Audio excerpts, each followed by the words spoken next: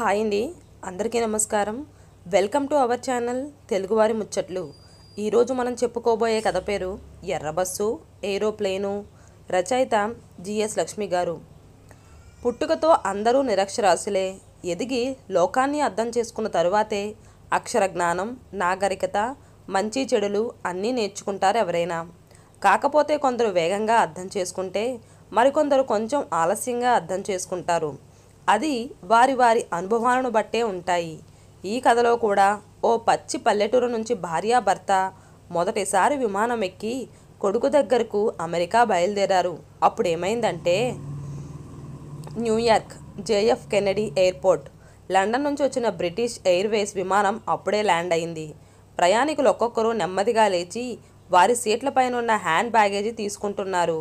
అందరూ దిగిన తరువాత నెమ్మదిగా దిగొచ్చనే ఉద్దేశంతో దశరథ్ ఇంకా సీట్లోంచి కదలకుండా కూర్చొనే ఉన్నాడు. అతని పక్కనే ఉన్న మిస్సెస్ దశరథ్ కూడా కదలలేదు.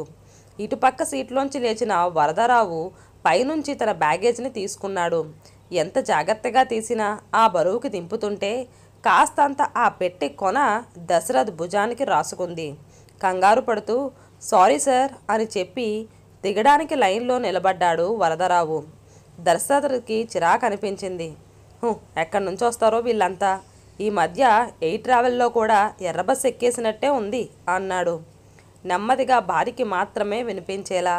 అతని భార్య విశాలి కూడా అంతే నెమ్మదిగా, విమానం ఎక్కుతున్న వాళ్ళు కూడా ఎర్రబస్ ఎక్కే వాళ్ళే కదా, అలా కాక ఇంకెలా ఉంటుంది అంది.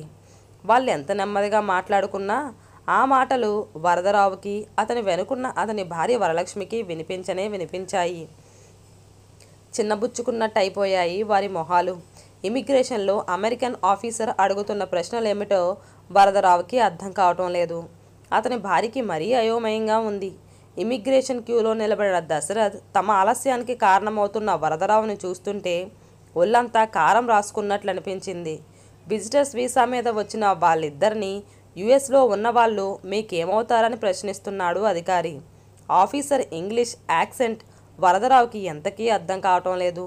ఇక ఆలస్యాన్ని సహించలేని దశరథ్ ముందుకెళ్ళి ఆఫీసర్ అడుగుతున్నదేమిటో వరదరావుకి వివరించి చెప్పాడు. మా అబ్బాయేనండి అన్నాడు దశరథ్ చేసిన సహాయానికి సంబరపడిపోతూ వరదరావు. దాన్ని ఆఫీసర్కి ఇంగ్లీష్లో చెప్పాడు దశరథ్. అది విని స్టాంప్స్ వేసి పంపించేశాడు అమెరికా అధికారి. అమ్మయ్య, వదిలాడు శనిగాడు, ఎందుకు వస్తారో ఇలాంటి వాళ్ళందరూ ఊపుకుంటూ వచ్చేస్తారు అమెరికాకి అనుకుంటూ కౌంటర్ ముందుకెళ్ళాడు దశరథ్. అప్పటికే 4 సార్లు వచ్చి వెళ్ళినట్లు అతని వీసా చూసి అతనికి, అతని భార్యకి నవ్వుతూ స్టాంపు కొట్టి పంపించేశాడు. ఆ కౌంటర్ వెనుకున్న అమెరికన్ కన్వేయర్ బెల్ట్ దగ్గరకు చేరి తమ బ్యాగేజీ ఎప్పుడు తమ దగ్గరకు వస్తుందా అని ఎదురు చూస్తున్నారు దశరథ్ దంపతులు. $1 వేసి అక్కడే ఉన్న కార్ట్ తీసుకోవటం ఎలాగో తెలియక అక్కడే నిలబడ దిక్కులు చూస్తున్నారు వరదరావు. అతడి భార్య సహాయం కోసం అన్నట్టుగా దశరథ్ వైపు చూసింది. కానీ ఆ చూపు తప్పించేసుకున్నాడు దశరథ్. అప్పటిదాకా వాళ్ళతో మాట్లాడినందుకే విసుగ్గా ఉంది. ఇలా విదేశాలకు వచ్చేటప్పుడు ముందుగా దానికి సంబంధించిన ప్రమాణ వివరాలు తెలుసుకోకు రాకుండా ఇలాంటి పల్లెటూరు బయతులు ఎందుకు విమానాలు ఎక్కేస్తారో అని తెగ చిరాగ్గా ఉంది అతనికి. ఆ వరదరావుతో కలిపి తనని కూడా ఎక్కడ అనాగరికలు అనుకుంటారో ఈ అమెరికా వాళ్ళని తెగ ఇబ్బంది పడిపోతున్నాడు. అసలే ఇండియన్స్ అంటే సంస్కారం లేని వాళ్ళని అనుకుంటూ ఉంటారు. ఆ కంట్రీ బ్రూట్ని చూసి అమెరికన్లు లోపల ఇంకెంత నవ్వుకుంటున్నారో అనుకుంటూ విశాలను కూడా అటువైపు చూడొద్దన్నట్టు సైగ చేసి సీరియస్గా కన్వేయర్ బెల్ట్ వైపే తన దృష్టి పెట్టాడు దశరథ్. ఎయిర్పోర్ట్ ఉద్యోగి ఒకతను వరదరావు పరిస్థితి చూసి వాళ్ళకి కార్ట్ తీసిచ్చాడు. అది తీసుకొని వాళ్ళిద్దరూ గబగబా కన్వేయర్ బెల్ట్ వైపు వచ్చారు. దశరథ్ నెమ్మదిగా విశాలితో, చూడు, వాళ్ళ లగేజీ ఎవరైనా ఎత్తుకుపోతారన్నట్లు ఎలా పరిగెత్తుకొచ్చారో అన్న మాటలకి విశాలి నవ్వు ఆపుకోవటానికి నోటికి చెయ్యి అడ్డు పెట్టుకుంది. లగేజీ తీసుకొని బయటకు వచ్చిన దశరథ్ దంపతులకు అక్కడే వాళ్ళ కోసం ఎదురు చూస్తున్న కూతురు లత కనిపించింది. ఆనందంగా కూతుర్ని దగ్గరికి తీసుకుంటున్న వాళ్ళకి పక్కనే 6 అడుగుల పొడుగుతో నీటిగా దువ్విన తలతో చక్కగా షర్ట్ టక్ చేసుకొని వచ్చిన ఓ కుర్రాడు కనిపించాడు. వీళ్ళ వెనకాలే వస్తున్న వరదరావు దంపతుల్ని చూడగానే ఒక్క దూటున వెళ్ళి వాళ్ళ చేతిలో సామాన్లు ఉన్న కాటుని అందుకున్నాడు ఆ కుర్రాడు. బాగున్నావురా చంటి? ఆప్యాయంగా కొడుకుని దగ్గరికి తీసుకుంటూ అడిగింది వరలక్ష్మి. దశరథ్ అది చూసి నవ్వుకుంటుంటే, ఏంటి డాడ్ నవ్వుతున్నావు అడిగింది లత. పద చెబుతాను అంటూ బయటున్న వ్యాన్ ఎక్కి కూర్చున్నాడు.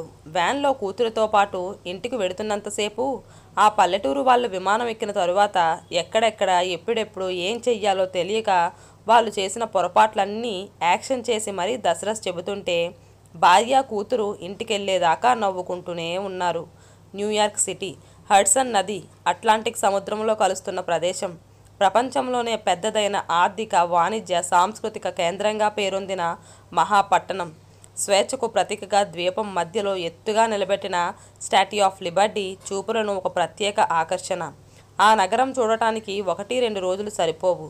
కానీ సమయం చాలని వాళ్ళు ఒక్కరోజులోనే ముఖ్యమైన అనుకున్న ప్రదేశాలను ప్యాకేజీ టూర్లుగా చూసి సరిపెట్టుకుంటారు.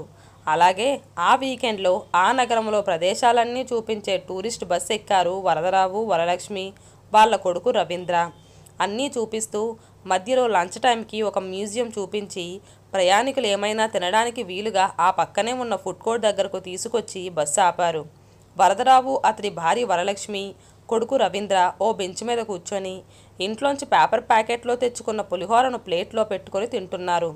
అప్పుడే కాఫీ షాప్ నుంచి కాఫీ తెచ్చుకున్న దశరథ్, అతడి భార్య, కూతురు అటుగా వచ్చి వీళ్ళని చూశారు. మొన్ననే వాళ్ళ గురించి తండ్రి చెప్పిన మాటలు గుర్తొచ్చిన లత పక్కున రాబోయిన నవ్వుని బలవంతాన ఆపుకుంది. కానీ దశరథ్, విశాలి మొహాల్లోని ఆ వెటకారపు నవ్వు వరదరావు దృష్టిని దాటిపోలేదు. కొంచెం దూరం వెళ్ళాక కూతురితో, చూసావా బేబీ, వాళ్ళని అదృష్టం అందలం ఎక్కిస్తుంటే బుద్ధి బురదలోకి లాగినట్టుంది. అమెరికా వచ్చినా కూడా పులిహార పొట్లం కట్టుకొని తెచ్చుకున్నారు అన్నాడు. లత నవ్వుతూ, నీకో విషయం తెలుసా డాడీ, కొంతమంది ఇండియా నుంచి వచ్చిన వాళ్ళు ఇక్కడ కాఫీ తాగుదామని వెళ్ళి $2 అనగానే దానిని రూపీస్లోకి కన్వర్ట్ చేసుకొని, అమ్మ బాబోయ్ కాఫీ $150 అనుకొని తాగడం మానేస్తారు అంది. కూతురు మాటలకు పక్కున నవ్వాడు దశరథ్. పులిహోర తెచ్చుకున్నారు సరే, ఇప్పుడు తిన్న ప్లేట్ని మన ఇండియాలో లాగా రోడ్డు పక్కకు విసిరేస్తారేమో నవ్వుతూ అంది విశాలి. ప్లేటు డస్ట్బిన్లో వేయటానికి వచ్చి వీళ్ళ మాటలు విన్న రవీంద్ర మొహం ఒక్క క్షణం మ్లానమయమైంది. తరువాత నెమ్మదిగా దశరథ్ వాళ్ళ దగ్గరికి వెళ్ళాడు రవీందర్. సార్, మీరు మమ్మల్ని చూసి ఎందుకు నవ్వుతున్నారో తెలుసుకోలేని వాణ్ణేమీ కాదు. మీలాంటి వారు ఇక్కడికి రావటం ఇప్పటికీ ఎన్నోసారో నాకు తెలియదు, కానీ మొదటిసారైతే మాత్రం కాదని ఖచ్చితంగా తెలుస్తుంది. కానీ మా అమ్మ నాన్న ఇక్కడికి రావటం మట్టుకు ఇదే మొదటిసారి. వాళ్ళు మొట్టమొదటిసారి నేను ఉద్యోగంలో చేరగానే మా పల్లె నుంచి పట్నం వచ్చినప్పుడు ఎలా తడబడ్డారో సరిగ్గా ఈ పరాయి దేశం వచ్చినప్పుడు అంతకన్నా ఎక్కువగానే తడబడ్డారు సార్. ఎందుకంటే మా కుటుంబంలోని చదువుకొని అమెరికా వచ్చి ఉద్యోగం చేసుకున్నవాణ్ణి నేనే. అంతకుముందు మాకు ఈ దేశం గురించి ఏమీ తెలియదు. నన్ను ఇంత వాణ్ణి చేసిన నా తల్లిదండ్రులకి అందరూ అపురూపంగా చెప్పుకునే ఈ అమెరికా దేశాన్ని చూపించాలనేది నా కోరిక. అందుకే వారికి అస్సలు ఇష్టం లేకపోయినా నా మాట కాదనలేక నన్ను చూడటానికి నా మీద ప్రేమతో ఇంత దూరం వచ్చారు. నిజమే సార్, వాళ్ళకి ఇక్కడ నాగరికత తెలియదు, కానీ దేనికైనా ఒక ఆరంభం ఉంటుంది కదా సార్. చదువుకొని ఈ దేశం గురించి పూర్తిగా తెలుసుకొని వచ్చిన మీకు కూడా మొదటిసారి ఎదురైన అనుభవాలు మీకు గుర్తుండే ఉంటాయి కదా సార్. ఎందుకంటే కాస్త ముందో వెనుకో మనందరం ఆ ఎర్ర బస్ ఎక్కి వచ్చిన వాళ్ళమే కదా సార్. అటువంటిది ఏ డిగ్రీలు లేని మా అమ్మా నాన్నలకు ఇక్కడి పద్ధతులు ఎలా తెలుస్తాయి సార్? ఆశ్చర్యంగా అతని మాటలు వింటూ ఉండిపోయారు దశరథ్, అతడి భార్య లత. కాసేపాగి మళ్ళీ ఇలా అన్నాడు రవీంద్ర. ఆ భగవంతుని దయవల్ల నాకు 4 అక్షరం ముక్కల అబ్బాయి సార్. దానికోసం మా అమ్మా నాన్నలు పడిన కష్టాన్ని నేనెప్పుడూ మర్చిపోలేనండి. అందుకే నన్ను ఇంతవాణ్ణి చేసిన నా తల్లిదండ్రులకు నేను ఉంటున్న ఈ దేశం, ఇక్కడ విశేషాలు చూపించటం నా ధర్మంగా భావించి వారిని ఇక్కడికి పిలిపించాను సార్.